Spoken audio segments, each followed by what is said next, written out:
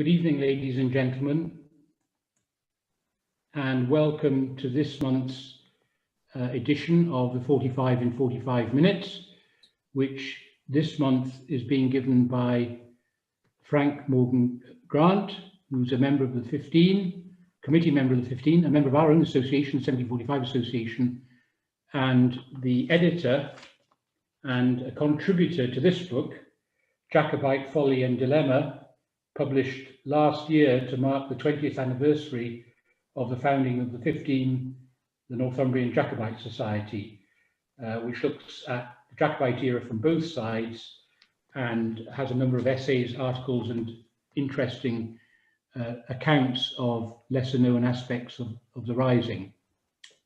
So Frank himself is descended from veterans of the Rising. He is descended from James Francis Grant, who served at the battles of Killiecrankie and Cromdale during the Williamite Wars. That is James Francis Grant, also served at Sheriff Muir, quarter of a century later, where he was mortally wounded, so he didn't survive that battle. Also at that battle was his son, Francis James Grant, who was just 16 at the time, but he did survive. And he also served at Lochiel in 1719, and again, quarter of a century later, he was to rise for the Prince with his younger brother. They both marched with the Prince down to Derby. They marched back with him back to Scotland, and Francis James Grant was wounded at Culloden, but he kicked over the traces successfully. He escaped down to London, and he had a normal family life, and Frank is obviously derives his family name from him. So it's with great pleasure that Frank will, I invite Frank to speak to us tonight on the subject of the Jacobites in Cumbria during their retreat from Derby back to Scotland. So he'll give an account of what they did in Westmorland and Cumberland during that period. So it's with great pleasure that I invite Francis James Morgan Grant to speak to us this evening. So Frank, the floor is now yours. Thank you, Mike. And we'll just share in the hope that people can see that. I'm assuming, because I can't hear everybody, that you can see it. Thumbs up, yes, thumbs up, you can see it. Okay. I'm hoping you can only see the one slide. You don't see all the slides down the left-hand side, because I don't know how to get rid of those. So this particular talk, it's based on information that I gleaned over the years from contemporaneous notes and reports written after the event. But as you and I know, that old maxim that history is always written by the victors, it is inevitable that the Jacobite era is rife with false information, misconceived ideas about the Highland Jacobites especially, and that's really where I would like to just briefly talk, just to prove that maxim exists, but it is wrong, in that what is written is not the truth. So because I'm looking at Westmorland and Cumberland, I would like to just touch on Derby, Macclesfield and Lancashire. And what should be remembered is that from the failed 1715 uprising at Preston, local people's feelings from Lancashire, Cumberland and Westmorland were not over enthusiastic about seeing a second Jacobite army going through their county in 1745. And if you couple this with the fact that the English population at that time had been brainwashed through Whig propaganda to believe that all Highlanders were, and I quote,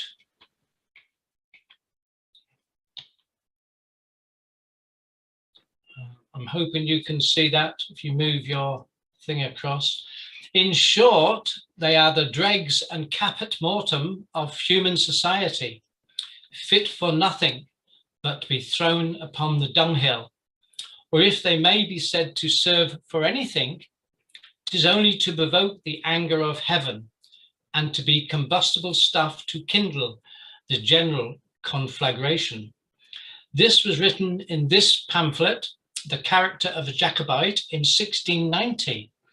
And you'll notice that the person has delightfully remained anonymous, but describes themselves as a person of quality.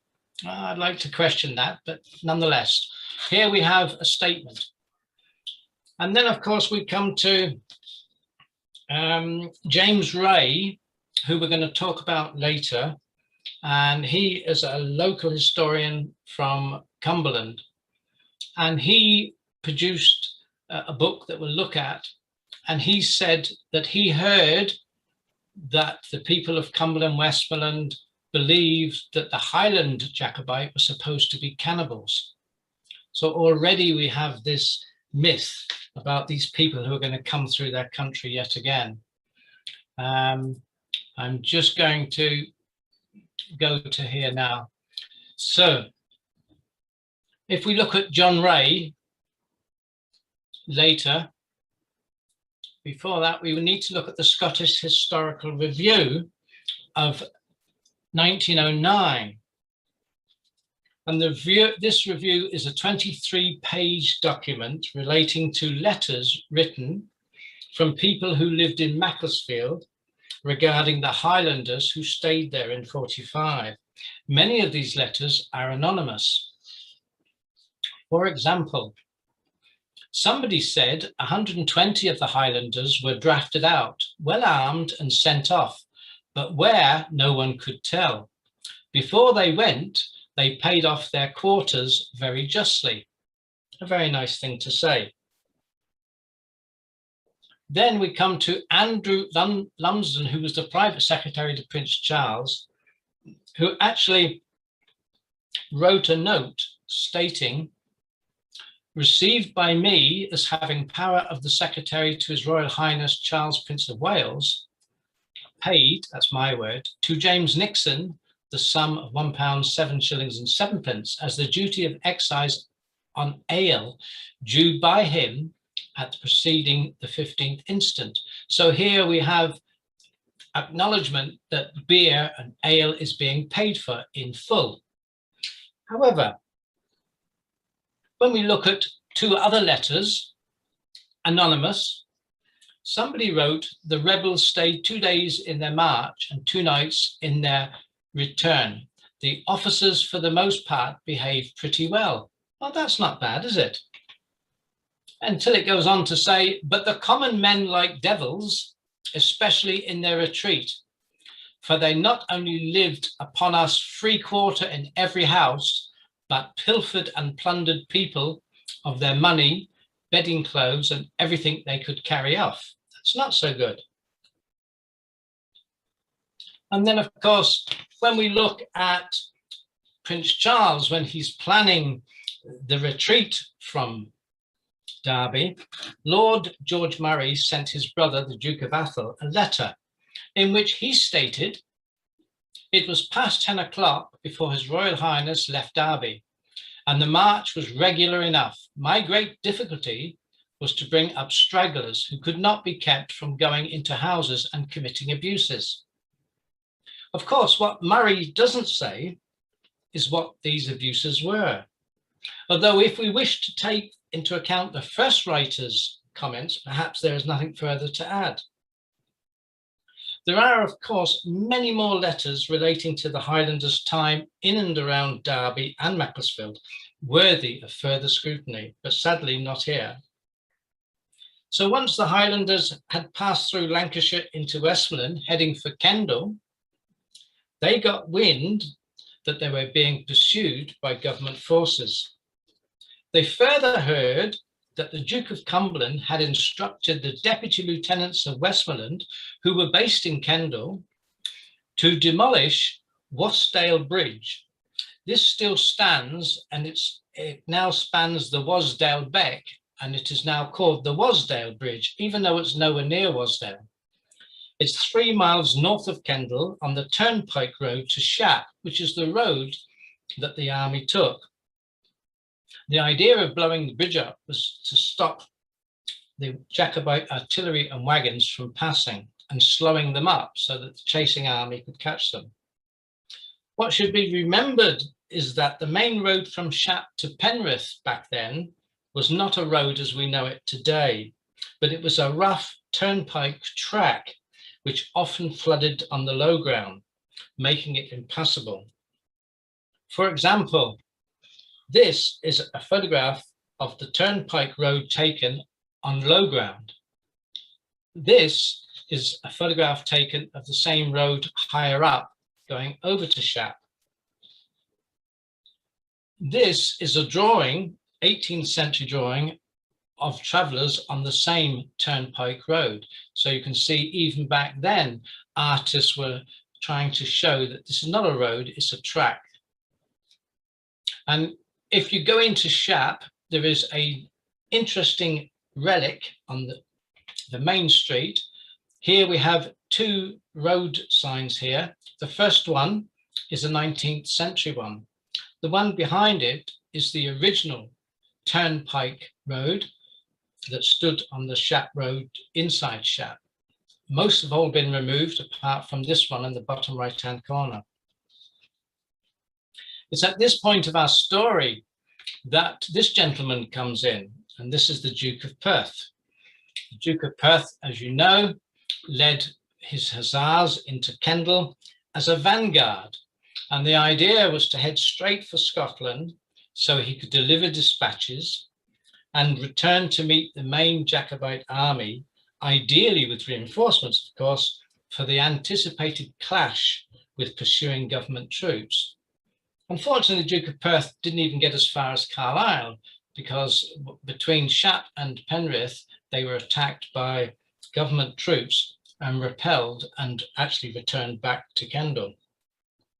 If we go back even before then, when the Duke of Perth entered Kendal with about 110, 120 of his hussars around midday on Saturday the 14th of December, 1745, the story is that when he and his hussars entered the southern parish boundary, which is here, this is this particular road, they passed through without incident until they reached Finkel Street, which is here. A local mob were hiding and suddenly fell upon them with clubs, stones, and I quote from that time, anything they could pick up in a hurry to abuse the rebels. Duke of Perth had 2 of his servants dragged off their horses and beaten so savagely that one died as a result. The hussars made a brief stand just below the fish market, which is no longer there, that's the G. But they pushed briskly forward and were pursued until they got to Stramongate Bridge, which is still there. And it was at the Stramongate Bridge that they found themselves trapped with local people behind and local people in front. A shot was fired out from a window and killed the leading hussar, straight knocked him off his horse. So they had to make another stand, and in returning fire, they actually killed 3 of the local people: Archibald Armstrong, Richard Toulman, and John Slack. It's interesting to note that in all the history books on the subject, only the names of these 3 Kendal men are named as being murdered by the rebels. Nothing about the murdered hussar or the non-combatant who was just a servant. Their names do not appear. Nobody knows who they are. Biased reporting or what?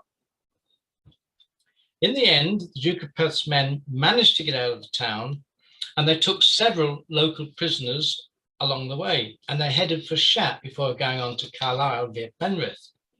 These events were witnessed by a Kendal man, a Henry Holmes. Henry Holmes, with 5 other Kendal residents, followed the hussars at a safe distance to see what they were getting up to. And once they were spotted, they fled in terror when the hussars fired off several shots in their direction.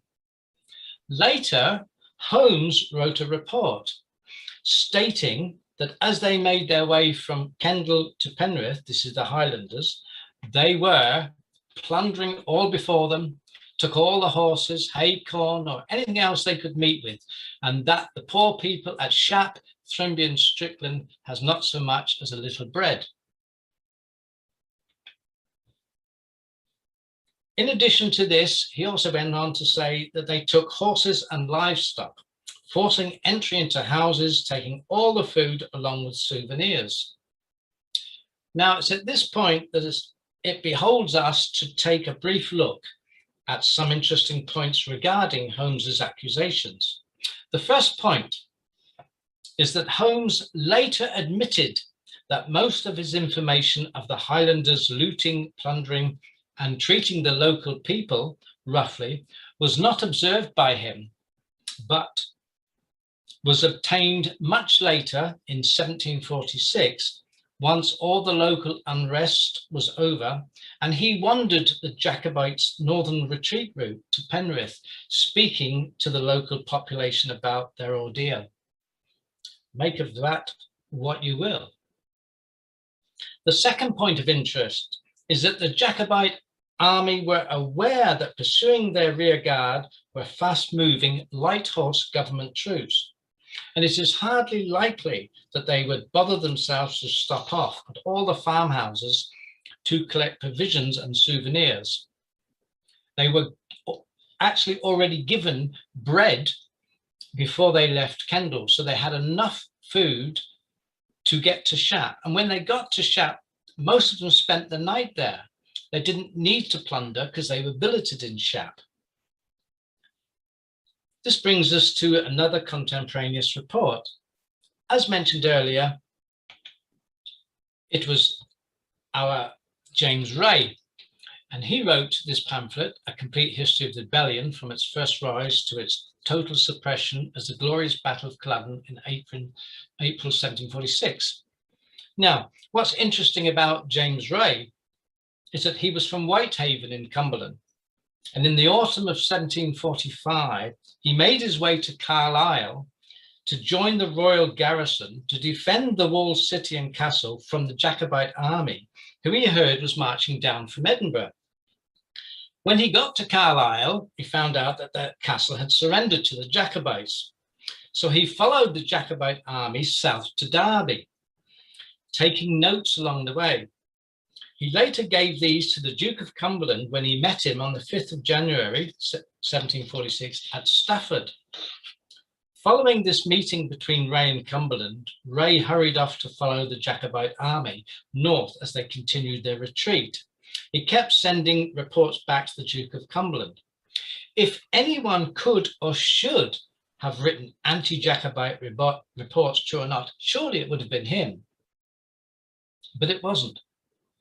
In his book, Ray presents quite a different picture of the Highlanders when he states that on entering Penrith on their way south, the Highlanders were courteous to the townspeople and paid due respect to the female gender. He also said, as the retreating Jacobite army entered Kendal, they were assaulted with clubs, stones, sticks amid verbal abuse.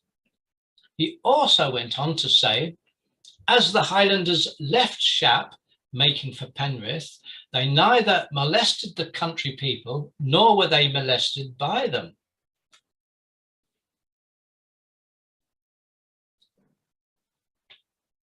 So this really brings us to the conclusion that either one of these stories is right, by Holmes or by Ray, and the other a falsehood, or perhaps they're both right.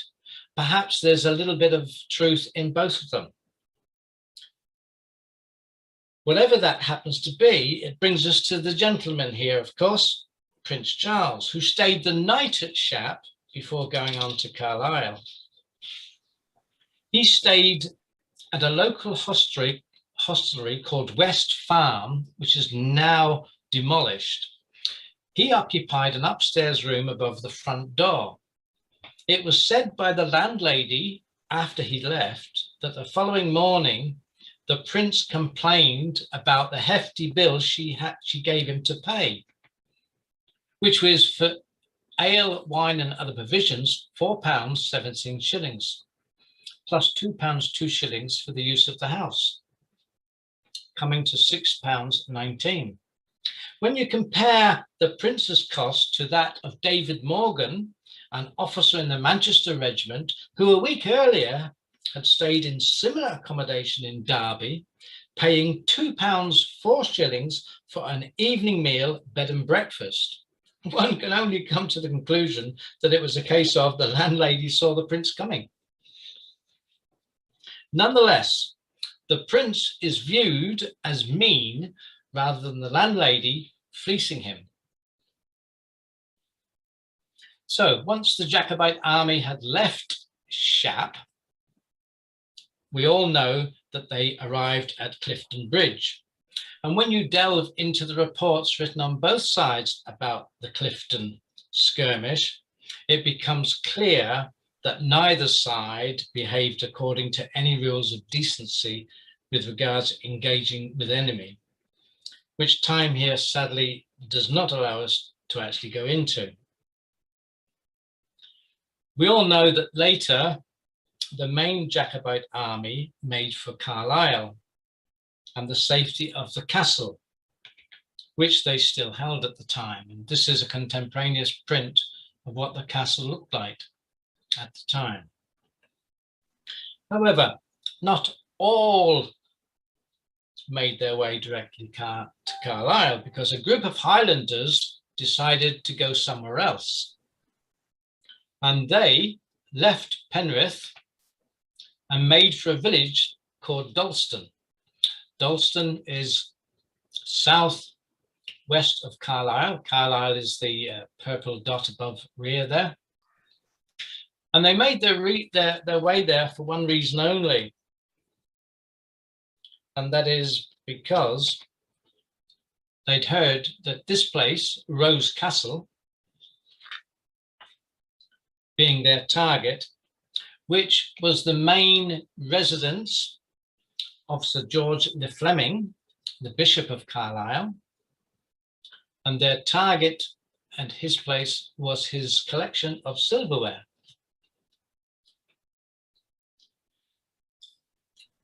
When the bishop was not at home when these events took place, but his daughter, Catherine D'Arcy Appleby, was.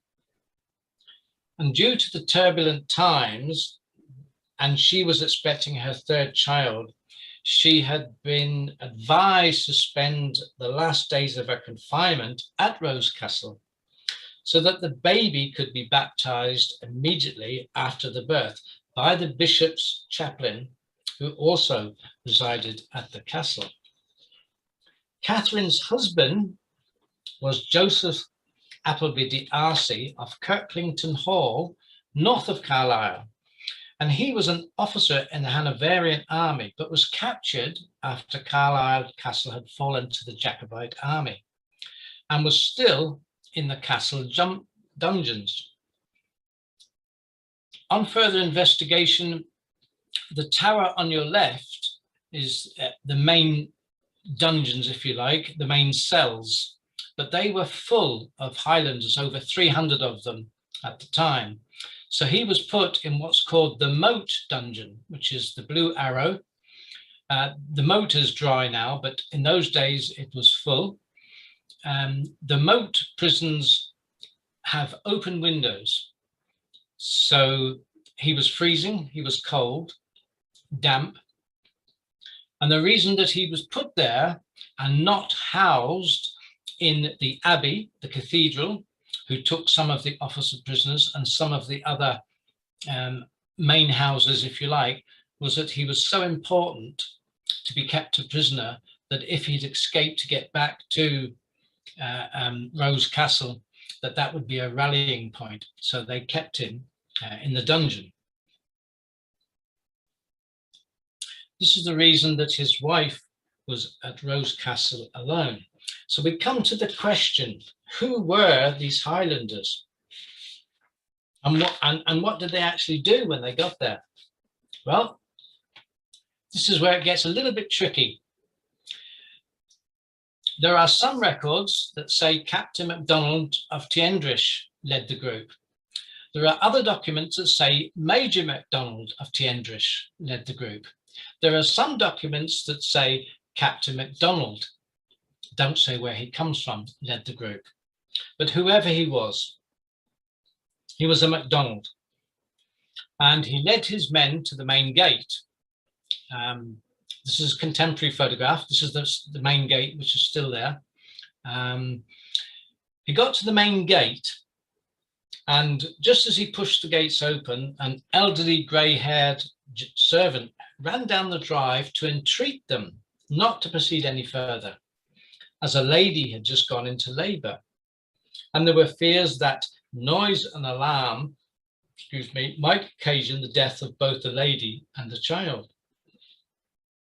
So Captain MacDonald inquired when the lady had been confined and was told by the servant within this hour, at which point he stopped his men.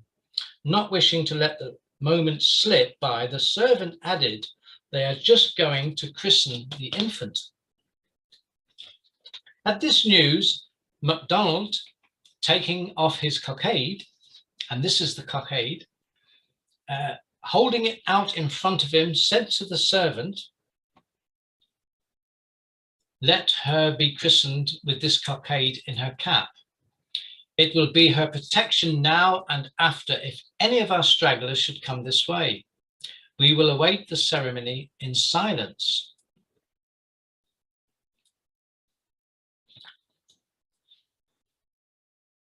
Which is what they did. The child was christened Rosemary D'Arcy.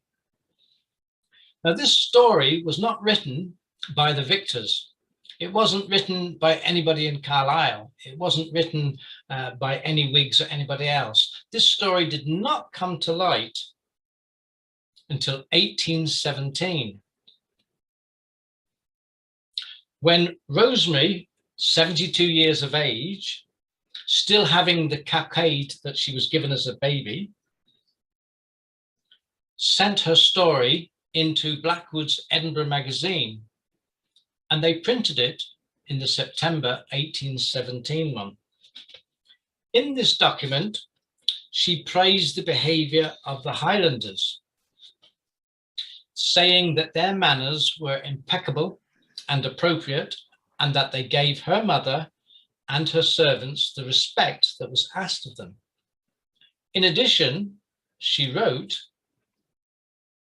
"I send you some account of the particulars that attended my birth, which I do with infinite pleasure, as it reflects great honour of the Highlanders, to whom I always feel the greatest gratitude, that at the time when their hearts were set on plunder, the fear of hurting a sick lady and a child instantly stopped their intentions."